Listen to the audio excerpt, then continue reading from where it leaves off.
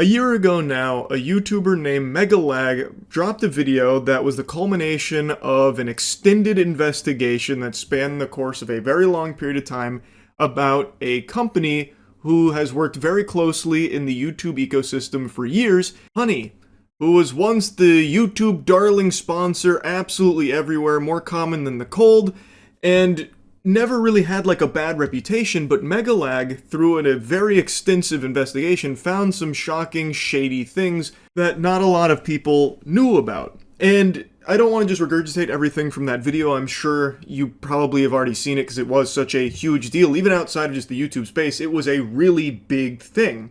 Because this is a multi-billion-dollar company that was engaging in some really underhanded tactics that really tiptoe on the line for what is and is not legal, many would argue, which is why they've been faced with so many civil lawsuits since. Now, I know one of them was recently dismissed, but from what I can tell, it's not fully dismissed. It's pending an amendment, from what I can tell. But even still, even if that one gets crumpled up and thrown in the wastebasket from fucking way downtown, that's one of many. There's a lot still out there cooked up and being pushed against PayPal Honey. It's like the scene in SpongeBob when the anchovies charge the Krusty Krab. There is so many civil lawsuits here because a ton of people feel like they have been wronged, misled, and even in certain cases scammed by PayPal Honey. Megalag came from the top turnbuckle and delivered a biblical smackdown with a lot of really convincing evidence, and just released his part 2, the follow-up, which goes even deeper and exposes even more, and also starts talking about it from the small businesses that are being affected and a lot of things that are just being outright lied about by PayPal Honey, allegedly here. It's fascinating, and PayPal Honey has cease and desisted Megalag, claiming a bit of horseradish, I would say, trying to silence him because these are really damning things. The evidence is very, very strong. I highly recommend you check out the entire video from Megalag here. Of course, I'll link it in the description. I'm only going to cover a small portion of this because I really think you need to watch the entire thing. I think you need to see how the sausage is made here, but I will cover a couple of core components. But just as a little refresher, if you don't remember some of the things PayPal Honey is accused of, one of the big things outside of, like, obviously consumers not exactly getting what they thought they were out of Honey is the affiliate poaching. So creators that worked with Honey that would have their own special deals to promote to their audience, the audience would then use those codes on the website. But Honey had some protocol that would occasionally perhaps poach that sale and take the commission that was supposed to go to the creator, and they would take the lion's share. There were a lot of cases that Megalag was able to point to, and even in his follow-up video shows even stronger evidence for, of how this actually functions, where it seems to be a core component of Honey itself, where it will overwrite your cookie, it will inject itself, and it is looking to make that commission in a lot of cases. It's very scummy shit. And I know after the first video he dropped, a lot of people's response was, who gives a fuck? The creators can suck my dick, and my heart doesn't break for these businesses. They can go eat dirt. Okay, that's your prerogative. I'm not your fucking dad. I'm not going to come in there with the belt and make you change your mind or whatever. That's fine. But in this second part of the video, you can hear from a business how that actually fucks you as a consumer. A few hours ago, PayPal's lawyer sent me a cease and desist letter and requested Patreon take down my video under a copyright infringement claim. I consider this a direct attack against my fundamental rights as an independent journalist. PayPal has specifically taken issue with the fact that an anonymous source discovered Honey had left their source code exposed within their iOS app, which, if you know where to look, is publicly accessible. This anonymous source found the code and sent it to me. I reviewed the code for security research purposes, which is a protected act, and I only published relevant sections of the code that provide important context to the story, which I consider within the realm of public interest. I haven't seen the unredacted video here where the source code was, like, more talked about, where he had these video components that showed, I suppose, sections of that when it was relevant. But it seems like it was more so a convenient excuse for PayPal to get the video taken down from his Patreon, and in order to get around that for the YouTube video, he just took the entire section out. Again, I haven't seen with my own peepers here what it looked like in all its glory with the full makeup on where, you know, the source code section was intact. But just based off of like the small bits, apparently it wasn't even that long, it feels like it's a pretty flimsy thing for PayPal to try and like strike it down for. I imagine it's more so to like hide even further proof for some of the things that you're about to learn about in the rest of the video. I never like when companies do something like this. Of course, there is like copyright protections, and in certain cases it makes sense to do so. I can't really see a strong justification for their action here on the cease and desist.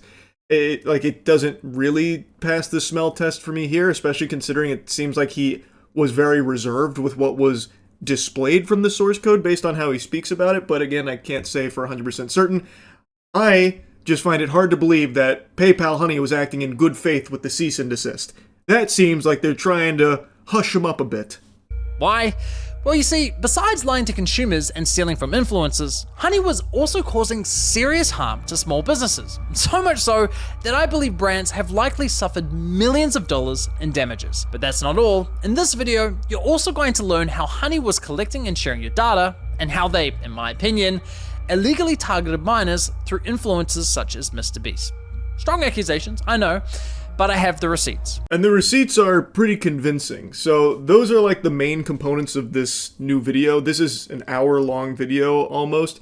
It goes deep here. This shit is deeper than my pussy. It is a very thorough look at all of it. And I know after the first video, people had a lot of questions, and I feel like here he sheds even more light on it through an even deeper analysis of Honey itself and the way in which it functions.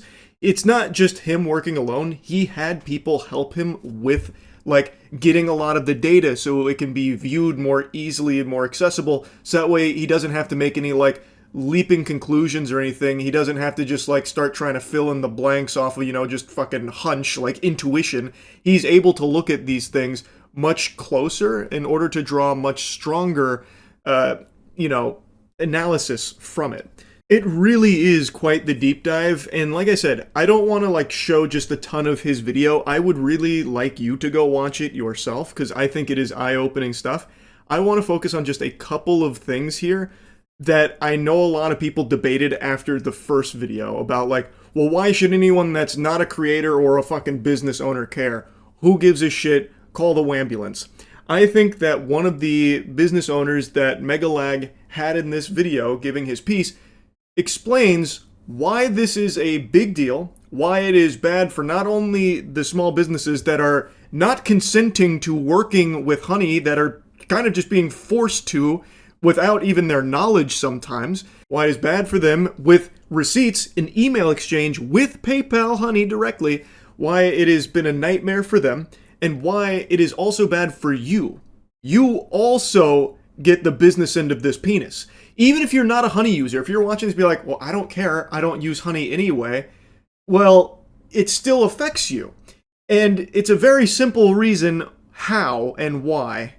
In fact, Made in Cookware CEO Chip perfectly summed up the devastating impact Honey's actions can have on a small business. When you're in the early stages of building a business, you're in the stage of, will this company even work? Is there product market fit? How do I scale this thing? Can the economics work, right? And so all the things we talked about, these discount codes and the kind of removal of attribution and killing margin, like those really affect the early stages of a company, from everything from where do I put the next dollar in to make sure I can survive, down to you're taking 10, 15, 20% of my sales without me wanting it. And we have digital marketing costs, we have shipping costs, we have all these stacks of costs that not only are getting more inflated over time, like FedEx has been raising their rates over time, warehousing costs have gone up, COGS have gone up, as you know, through inflation for the last 4 or 5 years, right? Like all the cost structures have been going up, and to have someone just stealing and compressing the actual revenue you want, like puts small businesses in a real squeeze. It's just really disappointing, and it doesn't even work, because at the end of the day, like you need to make the numbers work. And if Honey is going to steal 10% of your revenue all the time, you're going to have to raise prices at the end of the day to make up for that, right? And so it's not only not effective, but it makes it worse for the consumer. It compresses for the small business owner any margin, and it's just like a really awful business model. Like, we've been so mad at them. That is a great explanation from him. I think that's very valuable insight that paints the whole picture clearly. Even if you're in a fucking Xanax-induced fugue state right now listening to this, I feel like you'd hear that and understand what makes this so bad for everybody. Businesses, consumers, and obviously like the affiliate partners like the creators. One other thing that was mentioned, but I didn't put it here in this space, is how brands, like, when they find out about Honey poaching the affiliate commissions, it makes it hard for them to know where to attribute commissions. So what'll happen is this confusion where they don't know where a commission goes. So like, let's say they're working with a podcaster or a YouTuber or something, and things get really muddy. It makes it hard for them to know where they're supposed to put that money in the first place. So what ends up happening is they end up pulling out of that market entirely. So now they're not working with your favorite content creator anymore. So they're getting shafted. And they also potentially overspend on the compensation because of how confusing it gets. There was another example given how like a business had spent over $100,000 on like potentially like misattributed commissions from the affiliate marketing as a result of this kind of shit. Like, it gets to be a lot. So then they pull out of that market as well. But what's obviously the thing a lot of people are going to care the most about is how it makes the deals worse for you, because as he said, if PayPal Honey is going to be taking 10% of all of their revenue through this, which they can't really do a whole lot about, their hands being tied, well, they're going to have to make up for that loss somehow. And that is raising prices. That's how you make the numbers work again. If you're going to be losing 10%, you're going to have to raise the prices in order to compensate, so that way you're not going like negative, or you're not starting to like tread water, which is what a lot of businesses inevitably have to do. And something like PayPal Honey putting the squeeze on them makes it worse. So that is a huge problem, and that is how it affects you, even if you are not a Honey user yourself.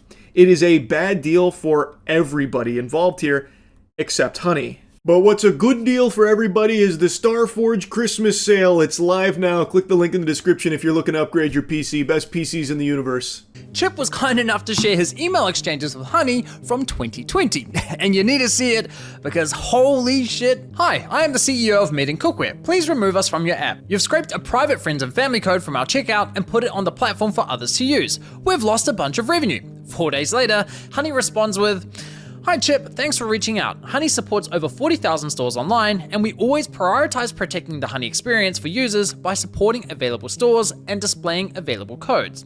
We can absolutely remove the code in question. In order to protect the Honey experience for our users, we typically do not remove codes unless we have a working relationship." I mean, right off the bat, they're basically saying, we won't compromise the experience for our users unless you pay us. Classy. We'd love to discuss how we can work more closely and partner with your brand. Chip replies the same day, "We don't offer affiliate deals to coupon sites. We'd like to be removed from your site and extension completely." The email showcased just how difficult it is to just be removed from Honey. He is putting in plain English, hey, we're losing revenue because of you guys. Please just take us off of this shit. I'm begging. It's like a fucking telemarketer that's refusing to take you off the call sheet. It's brutal. He reaches out to them because Honey had scraped a private code, which is something that earlier in the video, Megalag shows very strong evidence as like a thing that happens, not super unusual with Honey, which is a code that they didn't want to be public. It shouldn't have been public. A lot of businesses have these kind of private codes for like employees or friends and families, or in some cases, as was mentioned earlier in this video, like veterans or something. And Honey will sometimes get these codes and make them public so people can use them, which really fucks the businesses because those weren't supposed to be public. They were supposed to be for a specific person or a specific purpose. So the CEO we just heard from, this is his exchange with them, reaching out like, hey, this happened to us. We're losing revenue. Get rid of this and please take us off of Honey entirely. We don't want to work with you. And whatever zombie he's talking to over there at Honey is just not letting that shit fly. They're playing hardball, trying their best to keep them shackled to Honey, even though they didn't want Honey to be there in the first place. They were uninvited to this hootenanny, yet now they don't have a choice. His leak code was added through Honey's user-generated coupon functionality. No surprises there. She completely ignores his request to be removed from the platform, only offering to remove the leaked employee discount. Chip replies the same day, "Our friends and family code was listed on your site. That was an internal code meant for a small group of people that was never published anywhere. A whole site can't be removed from your app? Honey only responds a week later, confirming they removed the employee discount, but again, completely ignores Chip's request to be removed from Honey. Chip responds immediately, pushing for an answer, but they ignore his email completely. A month later, and Honey leaks another private discount code. Hi, please remove from your app. That is a private code behind a private employee perk login. This should never be public. I don't understand how you feel taking a private employee perk and making that public to the world is helping our business. Honey responds confirming they removed the code, but instead of taking responsibility, they try shifting the blame onto Chip, suggesting his employees might be responsible for sharing the code with Honey. But given what we know about their system, I'm willing to bet Honey were responsible for the leak, not Chip's employees. Honey then suggests that Chip creates single-use codes for each and every employee. Wonderful. Thanks for the unsolicited advice there on how he should run his business with his employees here, knowing full well that Honey does, in cases, take that kind of shit, even if it wasn't the fault of the employee. Allegedly. Like, it's fucking sickening. It's so disgusting, like, the pompous attitude that comes through on these emails from Honey. This is a business that did not want to be with Honey in the first place, and there was another business that was interviewed in this video about, like, how he'd never even heard of Honey, but apparently people were getting tons of discounts on his site because of Honey, and he had never even fucking heard of the service before. So Honey, and you're about to hear from Megalag in the video here, Honey seems to just be subjecting these businesses, these small businesses, to their wrath, where they're just giving out, in certain cases, private coupon codes to users, which obviously damages the small business and causes them to lose revenue and causes a huge headache there. And then the only way to get off of it is by partnering with Honey, and basically, once you are partnered with Honey, then you tell them to exclude that kind of stuff, which is something that piggybacks off of a bit of what Megalag talked about in the first video, where, you know, partnered brands, they have like these certain exclusions and stuff. It's a really like awful business model that is bad for literally everyone but Honey. And it's kind of mind-boggling how the only way to get out of it in a small business's position like this is to partner with Honey and say, stop fucking us. No more of these coupons. So they get you. They get you because they fuck you raw a bit, and they slap you around, and then when you go to them for like assistance, they're like, can't really do anything about that unless you were partnered with Honey. You ever thought about that? If you work with us, maybe fork over a couple doubloons, a little bit of those clams, well, maybe then we can work a little something out about these pesky little coupons our millions of users keep finding. 2 months later, and another private code gets leaked. And once again, Chip asks to be completely removed from the platform. And this time, Honey finally addresses the question. We proudly host a consistent shopping experience for all Honey shoppers who rely on our shopping tools. Therefore, we cannot disable Honey for individual stores, and never have. Never have, huh? Well, that's interesting, because it just so happens that Andrew from TrueGrit Texture Supply also shared his email exchange with Honey. And would you believe it? He was dealing with the exact same Honey employee as Chip. And while Honey attempted the same sales pitch with Andrew, they did eventually remove his store from the platform. So yes, it is possible, and yes, they have done it before. Once again, we've caught Honey in yet another calculated and deliberate lie. And make no mistake, it was deliberate, because this employee, Kelly, confirmed the removal of Andrew's store just 1 month before assuring Chip that Honey had never removed a store before. Yeah, it's pretty hard to argue that there. It's the same person, and also they removed that previous business a month prior to this exchange with my cookware. So, it's pretty obvious that she's telling some tall tales here. This is a big old fib. They can remove them from Honey, but it seems like they'd rather not, because they'd rather you partner with them so that way they can get a little more out of it, and then you can finally stop bleeding money through these private coupons that surprisingly just keep getting leaked through Honey.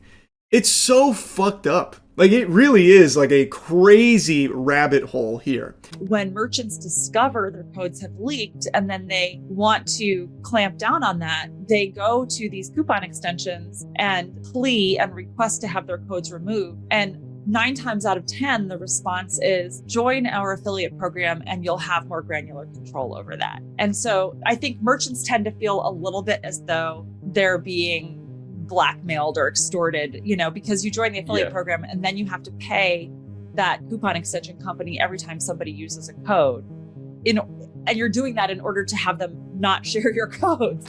That beautifully explains just how scummy this model is, where it does appear that these small businesses feel forced to join these programs here with companies like PayPal Honey, because if they don't, well, they might keep having these problems, but by joining that company, they're not exactly all that much better off, because now they're going to have to make those affiliate payments there. So it is just a lose-lose for the businesses. Now, I don't want to spend too much time talking about that section here. Again, I think you should watch the whole video. I do want to touch on where he gets into the Mr. Beast component, which is in the thumbnail, and something that was mentioned at the start of the video about how he believes that Honey has been strategically targeting minors in certain instances based on who they've partnered with, like Mr. Beast, as well as a couple other examples he gives, and why that might not exactly be completely legal, allegedly, because there is laws about collecting data on minors. And through his investigation, with very, very strong evidence, including some of PayPal Honey's own information that they themselves have talked about, they do collect your data. They do seemingly share your data. Now in the video, there's even a brief clip where someone is talking about the benefits of Honey's data collection. So even though they explicitly advertise they don't do any of that weirdo shit like collecting and sharing your data or anything like that, the truth of it is that they do collect your data. And to their merchants, they even do brag about how much data they have, and they do share that data. Megalag had a lot of very compelling evidence to prove that fact. I feel like it's pretty obvious, given everything that is accessible, that they do indeed collect that. I'll go ahead and show you that brief clip there, and then we'll get into how the marketing to minors may be a big issue for Honey. For their partnered merchants. Discussing the benefits of Honey's data for their partnered merchants. One of the metrics that we assess very frequently for merchants that work with Honey is, cross-store shopping. So, how many other stores is a user visiting as well as the store in question? Are they going to 6 stores? Are they going to 7 stores? Are they going to 10 stores before they make a decision on where to purchase? And here's another former senior partnerships manager. So one of the things we have insight into at Honey, because we're a browser extension and we can see our shoppers and how they shop, is that shoppers love to cross-site comparison shop. We're really kind of following the shopper where they go, and we're with them every step of the way. We have all sorts of tools to make those consumers stickier to those direct-to-consumer brands. And here's a former PayPal executive discussing how beneficial the data is for their goals. We've got a full suite of solutions across our consumer platforms that help drive new customers, that help drive loyalty, that help drive conversion, and ultimately sales lift. And we have a lot of analytics and a lot of data, a lot of shopper data, obviously, and that's something that we can unlock on behalf of our partners. You've got to hand it to Honey. They've truly mastered the art of selling bullshit narratives. To users, they promise privacy, insisting, hey, we never sell or share your data. But to their merchants, they literally bragged about how much of your data they had and how it could be leveraged to provide them with valuable insights into your shopping habits. I think we can say with a pretty high level of confidence that PayPal Honey does seemingly collect your data and is more than willing to share it. So that whole claim they like to make, and even it was part of some of their marketing about, we don't collect your data and we certainly don't share that data or sell it or anything like that. Looking like that might have been a big load of hooey. Now, as it relates to being potentially a huge issue when it comes to who they were targeting with some of their advertising, is what I briefly mentioned earlier, where there are laws in place about collecting data on minors. There is a whole host of laws in regards to that subject, and you're about to hear Megalag explain it, but the core issue is, based on some of their ads they were running with some of their partners, as well as who they were partnering with for some of these ads, it does seem like they were directly trying to target Honey to minors, which means they would be collecting data on minors through having this browser extension on their devices. It's potentially illegal in numerous jurisdictions. Many countries have very strict regulations when it comes to the collection of personal data from minors, and for good reason. Therefore, if you intend on having minors use your product, many jurisdictions require that you obtain parental consent first. But this adds all kinds of technical and legal complexities, which is why many platforms simply limit the use of their service to adults only in their privacy policy, which was Honey's approach, making him Honey's #1 sponsor. In fact, according to my data, MrBeast sponsorships represent over 1/3 of Honey's total sponsor views on YouTube. But it wasn't just MrBeast. Honey sponsored many channels whose content was, in my opinion, clearly targeted at minors. They sponsored Minecraft channels, Roblox channels, cartoon channels. I mean, just watch this video and tell me it's not targeted at children.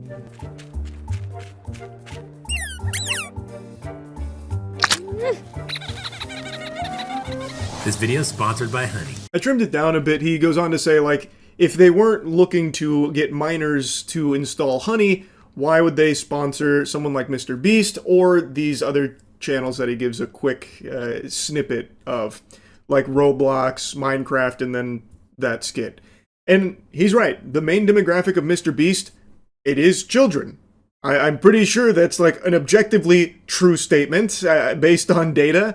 And Roblox is predominantly a platform used by children. And that cat skit definitely seems like some Nick Jr. stuff there for children. Like, it does appear like they did have marketing pushes that were trying to get Honey in front of the eyes of minors and trying to get them to install it on their browser. If Honey wanted to target minors so badly, they should have just sponsored one. Oh, wait a minute, that's exactly what they did. This, ladies and gentlemen, is Desiree Machado, who at the time was just 14 years old. Guys, I'm only 14. Hilariously, one of her videos that Honey sponsored is appropriately titled Back to School. Honey even ran her sponsored segment as a paid advert on YouTube. If you weren't convinced before, I imagine that was enough to convince you. That's pretty damning. They literally sponsored a child to promote Honey, and even used her sponsored segment as a paid advertisement across YouTube. I think there is a very strong argument with strong evidence to suggest Honey was looking to get Honey on the devices of children, and knowing what we know now based on this evidence, it was collecting their data, which is a big legal issue potentially. I have a challenge for all of you. Go to every computer in your house, your mom's, your dad's, your sister, your brother's computer, and install Honey. They are literally encouraging kids to install a browser extension that tracks and collects data onto every computer in their household, including those belonging to their siblings. That is fucking insane. And the emojis? I mean, come on. That is a bad look for MrBeast indeed. Oof. It does seem pretty clear that Honey was more than willing to advertise to minors, and this is a browser extension that, based on all available evidence, does indeed track data and share data, which, again, appears to be a lot of laws in place that have very strict rules about that when it comes to the data collection of minors. So I guess we'll see what happens from there. Again, this is still not even all of what Megalag covered. I've only chosen a few things to talk about here that kind of piggybacked off of the things I was talking about from the first video. I just cannot, I've said like again 1,000 times now, but I cannot recommend watching this full video enough because it is a really surprisingly deep dive into a very, very suspicious and shady business that appears to have a lot going on under the hood here that is not very good. And the business model itself is bad for everybody, not just creators, not just businesses, and not just Honey users, but any online shoppers in general. They have a negative effect on. It's a bad deal across the board based on everything that has been presented here. Anyway, I'll stop yapping about it for now. That's really about it. See ya.